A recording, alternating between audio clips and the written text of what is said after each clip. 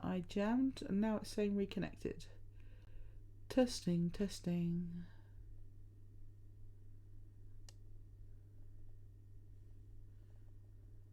Can you hear? Yes, back. Awesome. Right. So, I was just about to describe Ray. Is that where you were, or did we cut off before that?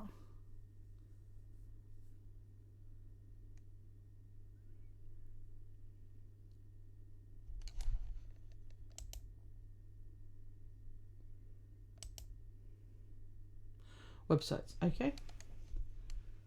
Okay.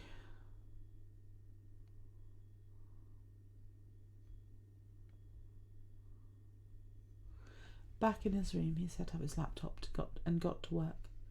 Websites. He could work from home where it was calm. He could decide his own schedule. Class in the morning, work in the afternoon. After a few days, he noticed the piano student next door had her own schedule. 4 p.m. every other day. By the end of the week, he'd finally caught a glimpse of her. She was between 14 and 16. It was hard to tell. Tall, pale, bright copper hair worn in a long braid on her back, a blue ribbon woven in. Painfully thin, like they often are at that age, she would sit at her piano and he could just see about half of her from her angle, shoulder to foot. He could see her right hand move over the keys. He sat back down and just listened to her for a while. She played for about half an hour every session, then stopped, and he would resume work. Around 6 p.m. he went downstairs to help Aunt Amy with supper. He called a few in-town friends that first month to have a beer with after supper. After a few friendly outings, the semester's workload picked up, and his old friends didn't exist. So in the late evening, he did like most mid-20s bachelors did before going to sleep. Watched a bit of porn and jerked off. By mid-November, the weather finally turned cold. He closed his bedroom window for good, muting the blowing wind and the afternoon MIDI concert for the winter months. Christmas came, and the family made an effort to get together this year. It was good to see them, Poe and Uncle Luke, his parents, Leia and Hannah. Luke brought a friend. Poe spoke of a girlfriend he'd only just met the month before. His cousin Cadel was there with her husband Finnegan and their, for now, only kid, a 2-year-old that soon discovered the piano. Between the courses and keeping the fire going, Luke and his friend, Cassian, a quiet man, until he sat at the piano where he and Luke duetted a few songs. The evening went smoothly. Around 9 p.m. someone knocked at the door. A local church youth choir sang a few carols. Renata, that was his musically inclined neighbour's name, he'd heard her called, was among them, standing at the back. He recognised her copper braid and green ribbon this time. She smiled shyly while she sang. He strained to pick out her voice. It was reedy. Her cheeks were round, pink for the cold. She had a wide smile with big teeth. A long, thin nose. Plush lips. Her eyes were big and green. And she stared at him. He must have been staring at her. He shifted his gaze to the other singers. After 3 songs, the group bid them Merry Christmas. Men and some others dug into their pockets or purses to support the choir. Winter passed. He took walks on free days to see the river rise, then fall, then freeze over, leaving only the centre free of ice that would not be thawed out until March, if then. It was April before he heard her clearly again. She must have opened her own window. He was glad to hear her progress. He made the remark to his aunt. "You missed when she first got that piano," Amy retorted. "Tried every single instrument in town. Her kid brothers played that thing for hours until they started school. It was awful." "Really?" Ben laughed. "How long has she been playing?" "Only about 4 years that I can tell, unless she had practice at the school before that." "She's not bad." "Well, no, she's not. She's disciplined, if anything." Amy sighed and looked at her deformed hands, drawing Ben's attention to them. Maybe Amy felt some frustration that she couldn't teach her herself. The river thawed, the air warmed. He started opening his windows again. From his room, the boys' play and the dog's bark was muted. He liked hearing his old neighbourhood come alive. The neighbourhood church struck every hour for the services. He liked hearing the girl play and make progress. Sometimes when he got stuck on a programming problem, if she was playing with her own window open, he stood up and watched for a moment. The piece was lively. He saw her swing from side to side, the thick braid moving in sync. That night he dreamed of an ex-girlfriend. A long pale braid he would grab and pull out when they made love, when he fucked her. Being accepted to the college here had been a relief. He watched the girl again that week. 1 or 2 braids were her favourite style. Ribbons changed colour every day. Sometimes she wove in 2. As spring passed into summer, he went shopping for sandals in anticipation of the coming heat waves. At the shoe store, his neighbour was there. He saw Renata first. Single braid this time, white ribbon, tossed over her shoulder so he could clearly see her neck. 2 moles off to the right side drew his attention, about 1 inch apart, just before her neck became throat. Her mother spoke. "That's my little girl." And startled, "Sorry."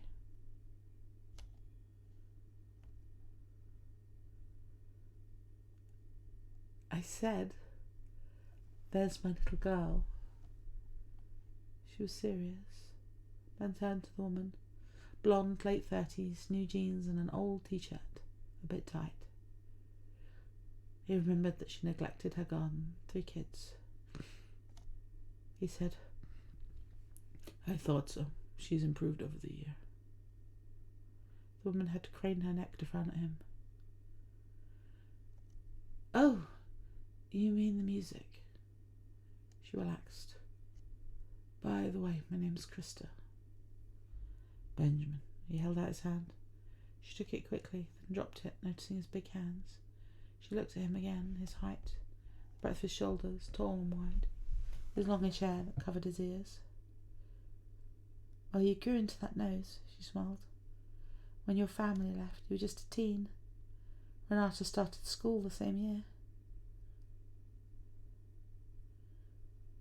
"It just bought the place." He ignored the back compliment. He was used to it. "You were how old?" 14, when we got the house in Chandria. I lost all my friends. Krista's face fell a bit. She sympathised, but she added, "That makes you 25 now?" "Soon. So you must be..." He caught himself before it was rude. "Looking for shoes." She looked around as if surprised to be in a shoe store. "Tommy?" She looked further out. "Excuse me." She moved away, frantic. Tall Ben scanned the floor and saw the boys near the sports section holding a pair of brightly coloured sneakers that had contrast markings on them. "Spider-Man?" He called out to their mother and pointed her in the direction. "She's so annoying." He jumped. Women always made him jump. "She's all right, doing her job." There she was, the neighbour's daughter, the mystery pianist. Up close she was even prettier. "You think so?" "Oh, what?" He thought that out loud. "Barely looks at me." "Who?" "My mom. She was looking at the direction of the trio arguing over footwear. He could hear the jealousy in the girl's voice. Poor kid, he thought. That must be tough. At least each cousin had their own parent in my house. "You play very well," he complimented her, seizing the occasion. She smiled that big smile and quickly hid it, embarrassed by her teeth. "You think so?" "Yeah, I watch you sometimes." That came out wrong. "When I open my window and you're playing, oh, I don't want it to stop. You slouch, it's bad for your back." He said it roughly, like his Uncle Luke would. He was old enough to be her uncle. His words had an immediate effect. Renata straightened like a ballerina, then reflectively slouched again, then seemed to waver between the postures. He moved back, slightly uncomfortable. She took a breath and straightened again like she was in the army, ready for inspection, face a slight flush. He was confused. What was she embarrassed of? And then he saw them. Her breasts, she'd been trained to hide them, and they were heavy and round. He turned away, feigning looking at the sandal display where it had stopped all those minutes ago. He felt hot himself. "Thank you," she squeaked, and walked to join her mother and the kids. It was time to put the screening in the windows, and he spent all of Saturday doing just that. Once or twice he had to kick the ball back over the fence. He noticed the dog stopped barking at him, but wouldn't come close yet. The semester ended in a blur of projects and exams, and all he noticed about it was that his neighbour played every day now after school. In the summer he went back to his parents. When he got a full-time job he would buy his own place. In the meantime he took care of his parents' property. His dad Han was still on the road, had some years to go before he retired. Mom put in long hours for the cause. His ex had a new boyfriend. Did he want to come camping with them and his high school friends? "Maybe Rose will be there," she added. "Maybe Rose will be there," she added, slightly raised, eyebrows slightly raised like she cared. He should. Make the girls scream and keep everyone up. But then everyone would fuck. It would be a mess, and it wouldn't be fair to Rose. Anyway, he heard himself make excuses. There'd be no Wi-Fi. He joked, somewhat. Wi-Fi? But you could... She stopped herself, and then he looked at her. He saw she was disappointed. Is she home? He bid her farewell, left the dog park with Chewy, big hairy thing his parents jokingly named after a kid's movie character. They'd seen the movie. It wasn't that good, but the look on his ex's face was good. Gave him a spring in his step. He didn't go out much. He may have been a big man, but he wasn't very handsome, at least not by the standards. Although his mother always told him how much he looked like his father, who was handsome. Ben was like the dark, brooding version of his father, with dark eyes, a big nose and big ears that stuck out of his head like barn doors. He kept his raven dark hair long enough to cover them. The few girls he'd been with would joke they were handles, and he'd obliged. He'd liked that they called him back. He ghosted them. Summer was short. Soon he was back at his mother's old room at the old family house, collecting the cherry tomatoes his aunt had grown in the summer. They made a salad with feta cheese, a cucumber and some balsamic vinaigrette, and some herbs. They ate out back. The back porch had another winter in it, but that was it. After some news of her siblings and Poe, who'd managed to keep his girlfriend this time, Amy looked at him and wondered how he managed his celibacy. Girls are not exactly banging on the door, Amy, he told her. Anyway, we'd have to separate for the summer. He wasn't too fond of that. That's how he'd lost his last girlfriend. He'd waited. She hadn't. And this way I'm focused on my studies and my work. I wasted enough time already. The boys next door ran out and kicked the ball, the dog running about and barking. It became obvious why the lady didn't grow anything but grass. Only a few tough bushes survived the onslaught, and some of the vine covering the fence was dead in places. He waved at the boys, but they looked away. Well, the girl next door practiced all summer, Amy declared. You're right, she got better. I just don't like her little organ. Ben thought of something. Why don't you invite her to use the grand? Amy looked at her hands, sighed. I'll think about it. Just like last year, the September day was too warm. And when he saw Renata came home with her father, she was wearing the lightest summer dress possible, as she ran in, presumably to get changed as fast as possible. Her ginger hair was loose. It reached mid-back. Benjamin's fist closed involuntarily. From his room upstairs he heard the piano start. It was Tuesday. He went to the window. The blind was up. Renata was in a tube top, shorts and sandals. She'd put her hair up in a bun, and he could see the shoulder muscles building under that milk-white skin. She had more moles. Like himself, he saw a couple more on her thighs. Saw the muscles tense when she pressed the pedals. He exhaled. What was she playing? He focused. It wasn't a classic. It sounded like Beethoven, but also like Satie. He knew this composer, a Canadian. Big ugly guy like himself, funny name. Gonzalez. She was playing Chili Gonzalez, the simpler songs from his piano solo albums. An amazing range, from passionately heavy to ethereally light. Ben left the window open. That night, he had a hard time getting to sleep. The porn wouldn't do it. The girls looked bored. The MILF sounded angry. He didn't finish. School picked up the beat with a vengeance, and he had late classes this semester, so he moved his business work to the morning. The days were quiet. The kids were in school. Most neighbours were at work 3 times a week. He left the house just as Renata came home. Alone, he noticed. Lucky her to have a break from the boys. He waved at her. She waved back, but turned away. One afternoon, he got up to the window, twisting a particularly knotty problem in his head. The piano was quiet. Renata had finished playing. The blinds were mostly up. He expected to see her doing her homework at a desk near a second window, but she wasn't there. He saw her legs on her bed. She was wearing shorts. Something was weird with the position. She drew her legs up. He saw her push her shorts down her thighs. She was doing something. He stepped back. He'd seen some bare skin where her ass would be. How old was she now? 16? A teenager, alone at home. Within a minute he was hard. Shit, he thought. Went downstairs to the yard to pick cherry tomatoes, the ripe ones, before they split or were attacked by slugs. Back inside, he saw his aunt come in with bags. Her hands were full. He rushed to put the tomatoes in a whisker basket on the counter. Amy smiled her usual smile at him and sighed in relief. He sighed in turn. All was normal. He chuckled. He was normal.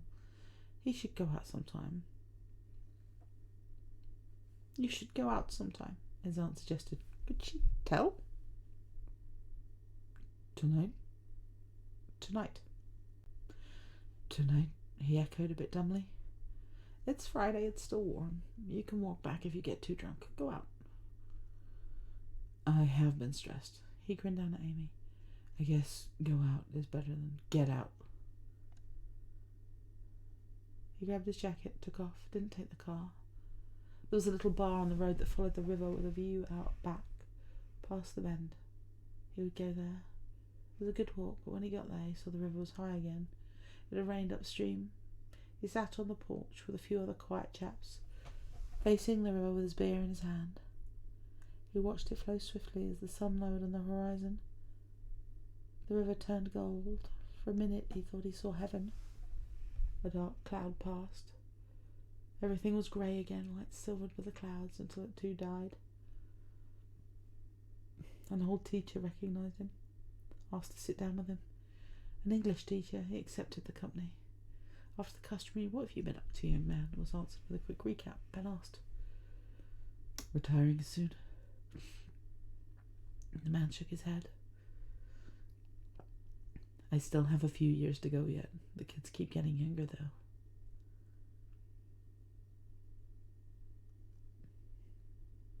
They do. I remember my first year. Seniors look like adults. Now they look like grade schoolers, and yet. They watched the river in the dark. A tall lamp came on. The water was molten silver where the light tried to warn it. Soon it would be white with ice and snow, but not still. And that sudden growth spurt. Sometimes they change so much over the summer I don't recognize them. Yeah. Suddenly the man spurted, and the girls, they bloom. Ben coughed. Malaise threatened to set in. Then the old man continued, "You get used to it. You almost pity them, poor things." "Yeah, poor things. Excuse me, I see a friend." Ben got up, and the teacher did too, and bid him farewell and left. Ben had seen an old classmate. He's made his way to him. "Ben Solo," the guy exclaimed, and his last name sung again. Solo, ugh. But let it pass. We could have the company of his own age. Tom, that was the man's name. brought him to the table he shared and introduced him to the guys he didn't know. Girls showed up. He proceeded to get drunk. They asked him about Poe and he told them what he knew. They asked him about himself. They compared jobs. He shot the shit like the best of them. The long walk home cleared his head. He was aware enough when he got home to be quiet in the old wooden house. He crept up the stairs, closed his doors and turned on the lights. He could see his way round and undress, down to his boxers. Then he went to close the window and the curtains. He saw a light go out. Had Renata been waiting up for him? Nonsense. When he heard her play the next Tuesday, he went to stand at the window. He couldn't see her face, but he could see her swing from side to side again. She enjoyed playing. Watching her for a moment, feeling very close to her, remembering his own attempts to learning the difficult instrument, his aunt's occasional recitals.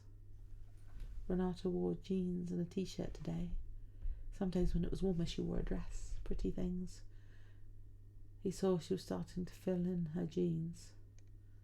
For the first time he wondered how far into his room she could see. There was about a 10 feet elevation between the terrains, more between floors. He could see about 6 feet into hers, half her bed, like half her little piano. Maybe she could see the same, they're mostly ceilings. His tall windows were mid-thigh high. He was tall. She must have seen him take his shirt off a few times and close the blinds in his shorts. He looked left and right. On one side, the backyard with plenty of trees, some tall lily bushes now leafless. On the left, that empty office, their front yard and its lone tree. Neighbours across the street were a way off. He squinted at how much he could see into the smaller windows. Within this house, Luke's office was empty. Poe's room was on the other side. The upstairs master bedroom was also empty. The dining room beneath him was lower than her second-floor room, but the windows didn't align as well and would show her mostly some of her ceiling. There was like a corridor of privacy between the houses. Or maybe intimacy. She stopped playing the piano and went to her bed. When she lay in it, she removed her jeans. Ben stepped away from the window. It was time to go rake some leaves. On Thursday, he busied himself with readying the bushes for the coming snowfalls. The weekend was spent canning tomatoes with Aunt Amelin. Next week would be Halloween. He didn't care much for the holiday, but the neighbourhood kids did, so he found a box marked Halloween in the low attic. With his aunt's directions, set up a garland of pumpkin lights, a stuffed scarecrow for the front lawn. It made the pumpkin head particularly grisly. It held hands with a plastic skeleton dressed in a cheap wedding gown, held up on a stake. A plastic headstone completed the ensemble. He'd put in effort this year. The white sheet ghost decorated the front porch and swung in the wind, caught in fake webbing. The main pumpkin and those funny gods that were still so popular sat on the steps. Their neighbours had a hockey game going this year, with skeletal players and a small goal net. On the other side, the house wasn't decorated yet. The elderly couple might put up a few lights on a pumpkin. They still distributed candies, at least. Across the street, the houses had standard decorations. Soon it was Tuesday, and he heard his neighbour's daughter come in and start at the piano. It broke his concentration. Closed windows muted the sound, but he could still hear her struggling with a piece this time. He managed to focus again for a while, until she stopped playing. How he ended up near the window he couldn't tell, but he saw her lay down on the bed again, skirt pulled up, saw her draw up her knees, saw her white cotton skivvies across her thighs, then pushed down over her knees and down to the circle of her ankles. Saw her right leg fall to the coverlet, the expanse of milky skin he knew had to be splayed open just out of sight. He watched her. Shaft getting hard, he couldn't look away. Her thighs tensed. With effort he peeled himself from the window and sat at his desk again. The code stopped making sense. He found some porn and jerked off. The hockey players came to his door for Halloween. He wasn't sure of the player numbers. They told him when asked, but he couldn't place the names. He was giving out the candy wearing a Jason hockey mask from that scary movie, and the kids were thrilled with the callback. Their mother smiled. The girl was not with them. She had a party. "They grow up so fast," she exclaimed. He was glad for the mask. "They sure do," he agreed in what he hoped was his uncle's best voice. Then he lied. "I'm in Paul's room, my old room," he answered her. Amy was at the back of the house, out of earshot.